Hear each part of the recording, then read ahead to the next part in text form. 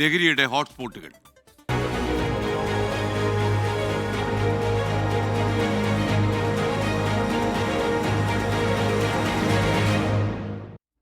പതിനാല് ജില്ലകളിലൂടെ 30 ദിവസം നീണ്ടുപോയ യാത്രയിൽ പല ഹോട്ട്സ്പോട്ടുകൾ നമ്മൾ കണ്ടു. ഇപ്പോൾ ചില ആളുകളെയൊക്കെ നേരിട്ട് കാണുകയും ചെയ്തു. ലഹരി കച്ചവടക്കാരാണ് എന്ന് ധൈര്യത്തോടെ പറയുന്ന ചില ആളുകളെയും യാത്രക്കിടയിൽ നമ്മൾ കണ്ടു. കാര്യം അവർക്ക് അത്രയും ആത്മവിശ്വാസമാണ്. നിയമത്തിൻ്റെ പിടിയിൽ നിന്ന് വഴുതി മാറാൻ കഴിയുമെന്ന ധാരണ അവർക്കുണ്ട്. പക്ഷേ എനിക്ക് തോന്നുന്നില്ല ഇനി അതൊക്കെ കഴിയുമെന്ന്. ഇപ്പോൾ സമയം 8 മണിക്ക് 34 മിനിറ്റും 8 സെക്കൻഡുമായി ഈ ലഹരിയുമായി ബന്ധപ്പെട്ട വാർത്തയിലേക്ക്. ലഹരിക്കെതിരെ ശക്തമായ നടപടികൾ സ്വീകരിക്കുന്ന ഒരു ജില്ലയാണ് കോട്ടയം. എന്നാൽ പോലീസിനെയും എക്സൈസിനെയും അവരുടെ കണ്ണ് വെട്ടിച്ച് ജില്ലയിലേക്ക് ലഹരി ഇപ്പോൾ ഒഴുകുന്നുണ്ട്.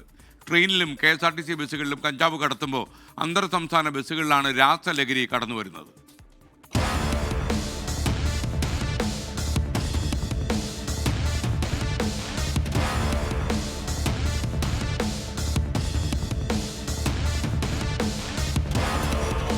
മറ്റ് ജില്ലകളെ അപേക്ഷിച്ച് ലഹരിയുടെ വ്യാപനം കുറവാണെങ്കിലും ജില്ലയുടെ എല്ലാ പ്രദേശങ്ങളിലും രാസലഹരി അടക്കം എത്തുന്നുണ്ടെന്നാണ് വിവരം. മറ്റു ജില്ലകളിൽ നിന്നും സംസ്ഥാനത്തിന് പുറത്തു നിന്നും ട്രെയിൻ മാർഗവും ബസ് മാർഗവുമാണ് കോട്ടയത്തേക്ക് ലഹരി ഒഴുകുന്നത്.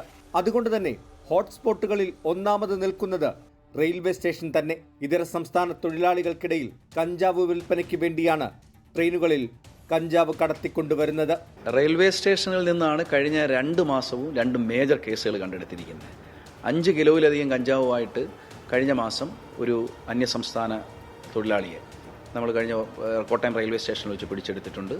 റിമാൻഡിലാണ്.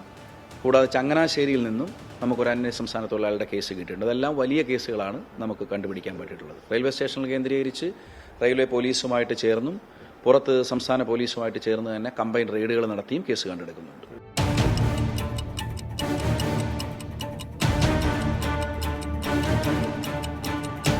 റെയിൽവേ സ്റ്റേഷൻ പോലെ തന്നെ മറ്റൊരു പ്രധാനപ്പെട്ട കേന്ദ്രമാണ് കോട്ടയം KSRTC ബസ് സ്റ്റാൻഡ്. തമിഴ്നാട്ടിൽ നിന്നും കടത്തിക്കൊണ്ടുവരുന്ന കഞ്ചാവ് കുമളിയിൽ നിന്നും KSRTC ബസ്സിൽ കയറ്റി ഈ സ്റ്റാൻഡിൽ കൊണ്ടുവന്നിറക്കുന്നുണ്ടെന്നാണ് രഹസ്യ വിവരം. അവിടെ നിന്നും ഓട്ടോറിക്ഷ പോലെയുള്ള ചെറിയ വാഹനങ്ങളിൽ ജില്ലയുടെ വിവിധ കേന്ദ്രങ്ങളിലേക്ക് സപ്ലൈ ചെയ്യുന്നതായും രഹസ്യ വിവരമുണ്ട്.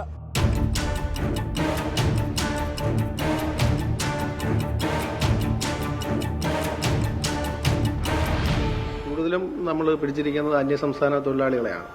അതായത് ആസാം, ഗുജറാത്ത് മേഖലകളിൽ നിന്ന് ട്രെയിനുകൾ വരുന്ന ജിബ്രുഗഡ് പോലെ ട്രെയിനുകളിൽ ഇങ്ങനെ അന്യസംസ്ഥാന തൊഴിലാളി വരുമ്പോൾ വ്യാപകമായിട്ട് ബഹുമാനപ്പെട്ട റെയിൽവേ SP നിർദ്ദേശാനുസരണം ഡൻസാഫ്, ഇന്റലിജൻസ്, SHOമാർ ആ ട്രെയിനുകളിൽ കയറി കൃത്യമായ പരിശോധന നടത്തുന്നതിന്റെ ഫലമായിട്ടാണ് കൂടുതൽ കഞ്ചാവ് കിട്ടുന്നത്. കഴിഞ്ഞ മാസം തന്നെ ഞങ്ങൾക്ക് ഒരു 3 കിലോ കഞ്ചാവ് 2 പ്രതികളെ കിട്ടി. പ്രതികൾ റിമാൻഡാണ്. അന്തർ സംസ്ഥാന സർവീസ് നടത്തുന്ന സ്വകാര്യ ബസ്സുകളിലും രാസലഹരി കോട്ടയത്തേക്ക് എത്തുന്നുണ്ടെന്നാണ് വിവരം. നിരവധി പേരാണ് ഇത്തരം ബസ്സുകൾ ഉപയോഗപ്പെടുത്തി രാസലഹരി കടത്തുന്നത്. മുൻകാലങ്ങളിലെ കണക്കുകൾ പരിശോധിച്ചാൽ അതും വലുതാണ്. ജില്ലയിൽ ലഹരി വ്യാപനത്തിനു പിന്നിൽ പ്രാദേശിക നേതാക്കൾ വരെ ഉണ്ടെന്നാണ് വിവരം. അതുകൊണ്ട് തന്നെ അന്വേഷണം കൂടുതൽ വ്യാപകമാക്കണമെന്നും ആവശ്യമുയരുന്നുണ്ട്. ഈ ട്രെയിനിലെ പരിശോധനയൊക്കെ കൂടുതൽ ശക്തമാക്കുകയാണെങ്കിൽ ഇതൊരു പരിധി വരെ തടയാൻ സാധിക്കും. അതുപോലെ ഈ അന്തർ സംസ്ഥാന ബസ്സുകളിൽ കൊണ്ടുവരുന്നതിന് അത് കൃത്യമായിട്ട് ബസ്സിൽ കൊണ്ടുവരുന്ന സാധനങ്ങൾ എന്താണെന്നുള്ള കാര്യത്തിൽ ഒരു പരിശോധന കൂടി ഉണ്ടെങ്കിൽ ഈ ഒരു ഇത്തരത്തിലുള്ളൊരു ലഹരിയെ തടയാനായിട്ട് സാധിക്കും. അരുൺ നീണ്ടൂരിനൊപ്പം ടോബി ജോൺസൺ, 24. അതിർത്തിയിൽ സംഘർഷം നടന്ന സാഹചര്യത്തിൽ നമുക്ക് ഈ ലഹരി വ്യാപനത്തെക്കുറിച്ച് കൂടുതൽ വാർത്തകൾ കൊടുക്കാൻ പറ്റിയില്ല. വീണ്ടും നമ്മൾ അതിലേക്ക് മടങ്ങും. ടോബി ജോൺസൺ കോട്ടയത്ത് നിന്ന് ചേരുകയാണ്. കോട്ടയത്ത് ഈ മയക്കുമരുന്നും അതേപോലുള്ള കഞ്ചാവും ഒക്കെ ഒരുപാട് വിറ്റഴിക്കുന്നു എന്നാണ് മനസ്സിലാക്കുന്നത്. അത് ലഹരിയുടെ ഹോട്ട്സ്പോട്ടായി കോട്ടയം മാറുകയാണോ?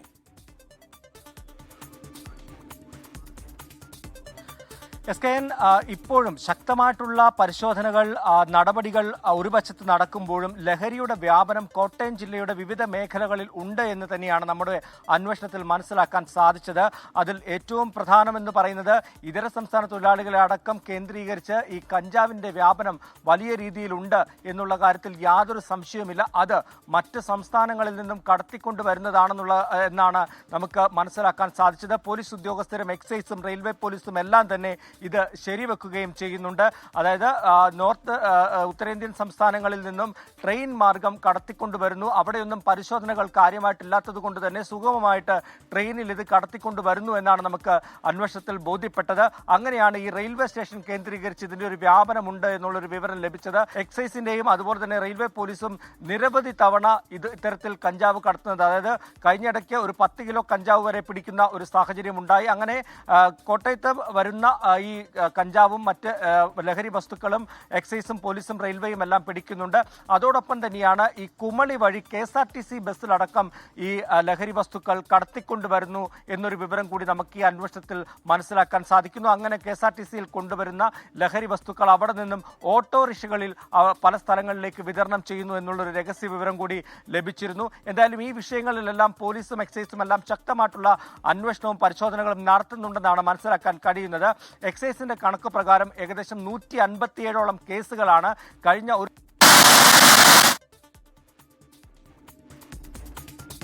സാങ്കേതിക പ്രശ്നമുണ്ടെന്ന് തോന്നുന്നു. ഇനിയിപ്പോൾ രാകേഷ് കോട്ടയത്ത് നിന്ന്, അവിടുത്തെ ഒരു പ്രദേശവാസിയാണ് അദ്ദേഹം ടെലിഫോൺ ലൈനിൽ ചേരുന്നു. Rakesh, good morning. രാകേഷ്, യഥാർത്ഥത്തിൽ കോട്ടയത്ത് വ്യാപകമായിട്ട് ഈ രാസലഹരിയും അതേപോലെ കഞ്ചാവൊക്കെ വിറ്റഴിക്കപ്പെടുന്നു എന്ന് പറയുന്നല്ലോ, എന്താണ് താങ്കളുടെ അനുഭവം? കോട്ടയത്ത് വ്യാപകമായിട്ട് ഇത്തരത്തില് ഇപ്പോ ലഹരി ഏറ്റവും ഒടുവിൽ ഹൈബ്രിഡ് കഞ്ചാവ് വരെ കോട്ടയത്ത് പിടിക്കുന്ന ഒരു സാഹചര്യം ഉണ്ടായിട്ടുണ്ട്. അതുപോലെ വ്യാപകമായിട്ട് ഇത്തരത്തിൽ ഇവിടെ ലഹരി ഉപയോഗിക്കുന്നുണ്ട് അല്ലെങ്കിൽ ലഹരി വിതരണം ചെയ്യുന്നുണ്ടെന്നുള്ള പോലീസും എക്സൈസും അടക്കം നമ്മളോടൊക്കെ പറയുന്നത്. സാധാരണ അത്തരം നിരവധി സ്ഥലങ്ങളിൽ ഇത്തരത്തിൽ ലഹരിയുടെ ഒരു ഹബ്ബായിട്ട് കോട്ടയം മാറുന്നുണ്ട് യഥാർത്ഥത്തിൽ. ഇതിന്റെ പിന്നിൽ ആരാണ്? അവിടെയുള്ള ആളുകളാണോ അതോ പുറത്തുനിന്ന് വരുന്നവരാണോ? ഇല്ല, ഇത് ഇവിടെയുള്ള ആളുകൾ തന്നെ ഇത്തരത്തിൽ വ്യാപകമായിട്ട് ലഹരി കൊണ്ടുവരുന്നു, വിൽപ്പന നടത്തുന്നുണ്ട്. ഒപ്പം ഈ ഇതര സംസ്ഥാനക്കാരെ ഈ കൂടുതലായിട്ട് ഈ കഞ്ചാവ് അടക്കമുള്ളവ കൊണ്ടുവരുന്നുണ്ട്. ഈ ഹൈബ്രിഡ് കഞ്ചാവും അതുപോലെ മറ്റു ലഹരിയും ഒക്കെ MDMA അടക്കമുള്ള ലഹരി കൊണ്ടുവരുന്നത് ഇവിടെയുള്ള ആളുകൾ തന്നെയാണ്. ഓക്കെ രാകേഷ്, എന്തായാലും നമുക്ക് നോക്കാം. എക്സൈസും പോലീസും സജീവമായിട്ട് കോട്ടയത്തെ ശുദ്ധീകരിക്കട്ടെ എന്നാണ് നമുക്ക് പറയാനുള്ളത്.